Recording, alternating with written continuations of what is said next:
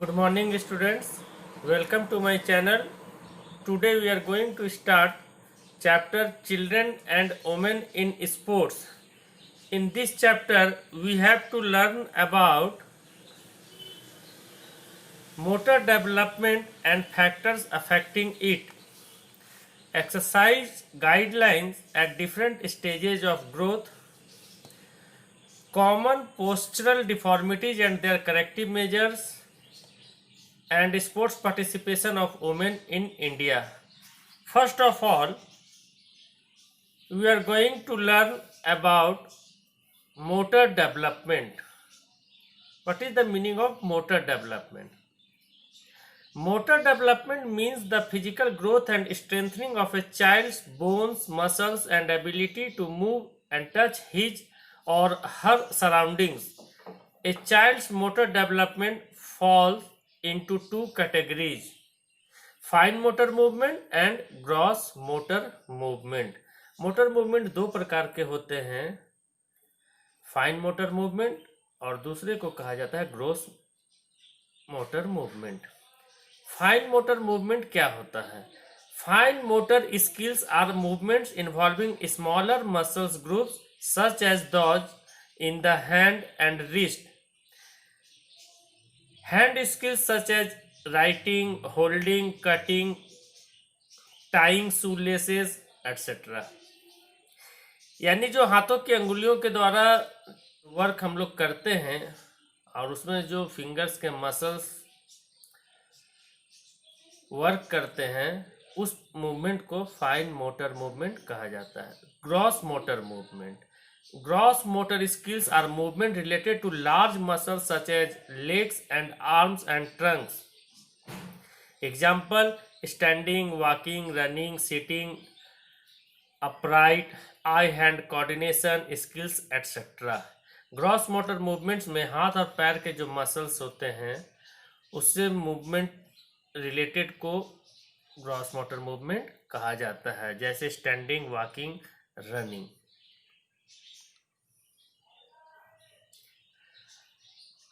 Our next topic is factors affecting motor development. कौन कौन से ऐसे फैक्टर्स हैं जो मोटर डेवलपमेंट को चिल्ड्रन में अफेक्ट करते हैं? तो nutrition, obesity, immunisation, accidents and injury, biological factors, practice and exercise, postural deformities, physical activity, ये सभी फैक्टर्स हैं जो किसी भी चिल्ड्रन के मोटर डेवलपमेंट को अफेक्ट करते हैं. तो हम लोग देखते हैं कि ये सभी फैक्टर्स चिल्ड्रन के मोटर डेवलपमेंट को कैसे अफेक्ट करते हैं. तो सबसे पहले देखते हैं बायोलॉजिकल फैक्टर्स और heredity. The genes are related to biological factors which are also known as heredity.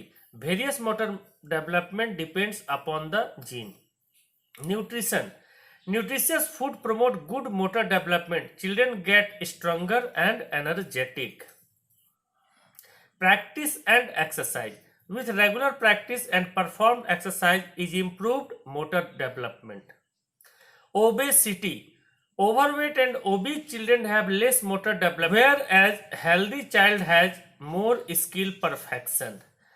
Obese बच्चे अगर हैं तो ग्रॉस मोटर मूवमेंट वो में परफेक्शन नहीं हो सकता है और स्किल परफेक्शन नहीं होगा तो उनका मोटर डेवलपमेंट सही प्रकार से नहीं हो पाएगा. Next factor is immunisation. If mother and child both are immunised at proper time it leads to good motor development.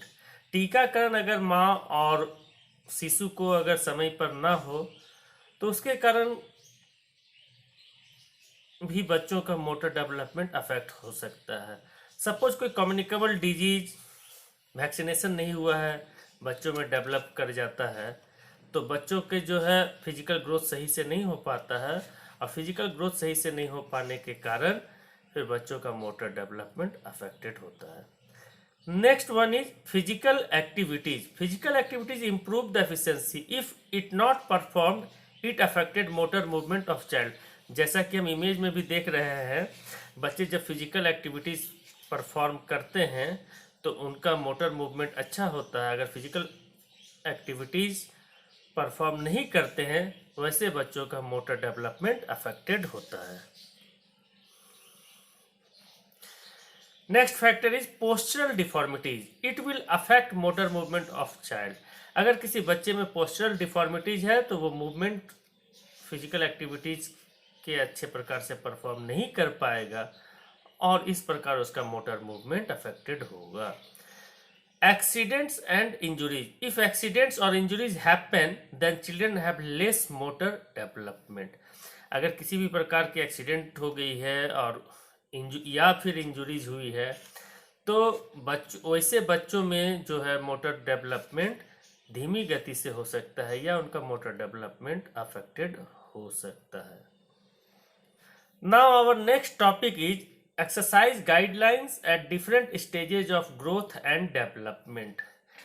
इस टॉपिक में स्टूडेंट्स ये देखना है हम लोगों को ग्रोथ एंड डेवलपमेंट के जो डिफरेंट स्टेजेज होते हैं उस स्टेज में हमें किस प्रकार के एक्सरसाइज परफॉर्म करने चाहिए।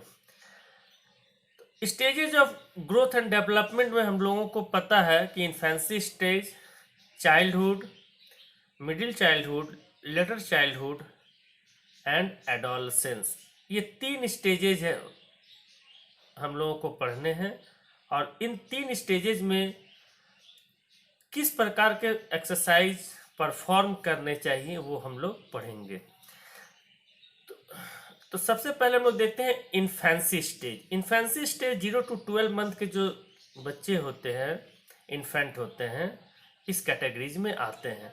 तो इस समय बच्चों का head control, turn head, moves arm and legs, reaches and grasp objects, crawl, stand and walk, इसी प्रकार के मूवमेंट बच्चों को करवाना चाहिए या उनको करने के लिए प्रोत्साहित करना चाहिए।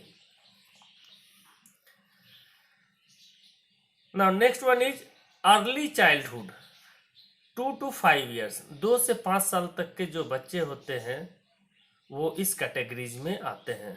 अर्ली चाइल्डहुड, अर्ली चाइल्डहुड में हमें किस प्रकार के फिजिकल एक्टिविटीज बच्चों को करवाना चाहिए। तो मूवमेंट स्किल्स में थ्रोइंग, जंपिंग, कैचिंग और kicking the ball, hopping and galloping. इसके अलावा बॉल हैंडलिंग से संबंधित एक्टिविटीज करवाए जा सकते हैं। आई हैंड कोऑर्डिनेशन से रिलेटेड एक्टिविटीज हो सकते हैं। Structured as well as unstructured physical activities should be perform daily.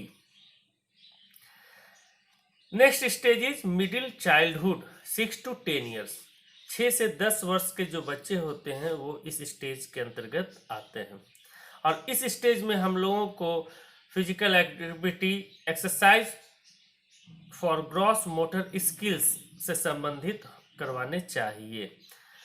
Walking and ride bicycles, coordinative activities and balancing related activities होने चाहिए। प्लेइंग सेफ गेम्स, बच्चों को सेफ गेम खेलने के लिए देना चाहिए। कैचिंग, थ्रोइंग, किकिंग, इस प्रकार के फिजिकल एक्टिविटीज मिडिल चाइल्डहुड में बच्चों को करवाना चाहिए। Next stage is letter childhood, 11 to 12 years, 11 से 12 वर्ष के जो बच्चे होते हैं वो लेटर चाइल्डहुड स्टेज में होते हैं और इस समय बच्चों को सेफ गेम खेलने के लिए देना चाहिए। फ्लैक्सिबिलिटी से रिलेटेड व्यायाम करवाने चाहिए। Riding bicycles, coordinative activities, motor skill perfected, running, swimming, इस प्रकार के एक्टिविटीज करवाए जा सकते हैं। Now our next stage is adolescence, 13 to 17 years of child come under this categories. Adolescence age में ऑल गेम्स एंड स्पोर्ट्स, सभी प्रकार के खेल कूद बच्चों से करवाना चाहिए। Moderate to vigorous intensity exercise करवाने चाहिए। बोन स्ट्रेंथनिंग एक्सरसाइज, वैसे व्यायाम जिससे हड्डियां हमारी मजबूत होती हो वो व्यायाम करवाने चाहिए, वो एक्टिविटीज करवाने चाहिए। साथ ही रेसिस्टेंस एक्सरसाइज भी करवाना चाहिए। Now our next topic is sports participation of women in India. भारत में महिलाओं के खेलकूद संबंधी सहभाग के बारे में हम लोगों को जानना है। महिलाओं की क्या स्थिति है, खेलकूद में कितना एक्टिव पार्टिसिपेशन है, कब से इंडिया में महिलाओं का पार्टिसिपेशन हो रहा है, इन सब बातों को हम लोग देखेंगे। Women's participation in sports has a long history. In ancient Olympic games, women we are not allowed to participate, but in modern Olympic games, female has been active member. Today, the modern society has accepted the women's participation in sports competition, and it has risen to great extent as compared in the past. Sports is the area where gender inequality is strongly evident. Problem is more socio-psychological than anything else. The first Indian woman to participate in Olympics was in 1952. Olympic खेल में भारत में से महिलाओं का प्रथम participation 1952 Olympic में हुआ था। The government of India instituted the National Sports Festival for Women with a view to promote women in sports. This trend of women participation in sports has also improved in Indian society, and thus the women's participation in sports has increased. Currently, sports for women represent fast growing changing elements in Indian culture. In urban areas, female participation in sports is high, whereas it is less in rural areas. Indian society should encourage their participation. Moreover, government should form policies to improve their participation. Today, Indian society has recognized many of Indian sportswomen which are playing the role model, and they are changing trend of women participation in games and sports like Mary Kom, K. Malleswari, Kunju Rani Devi, P.T. Usha, Anjali Bhagwat, Saina Nehwal, and many more. Reason to less participation of women in sports. खेलकूद में महिलाओं के भागीदारी कम होने के क्या कारण हैं?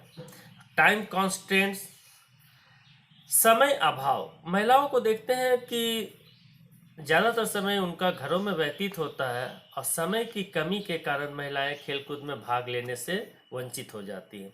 सोशल कॉन्स्टेंट, कुछ सामाजिक बंधन है जिसके कारण महिलाओं को खेलकूद में समाज में आगे आने से रोकती है। लैक ऑफ स्पोर्ट्स इंफ्रास्ट्रक्चर, हमारे यहाँ महिलाओं के लिए विशेष तौर पर उस प्रकार के इंफ्रास्ट्रक्चर नहीं है।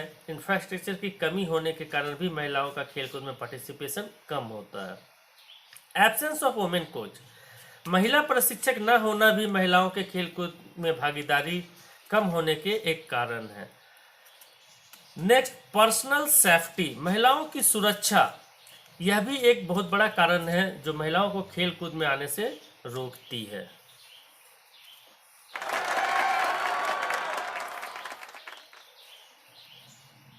Thank you students, hope you like this video and I think it is beneficial for your board examination.